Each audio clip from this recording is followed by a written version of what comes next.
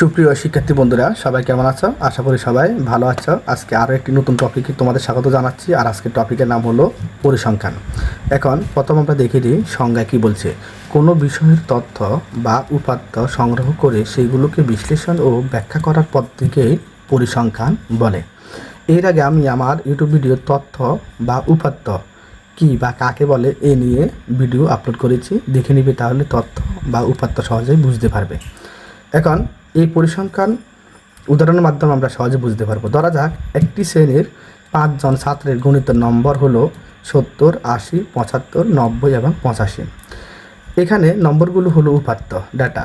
এই উপাত্তগুলো ব্যবহার করে আমরা কি করতে পারি?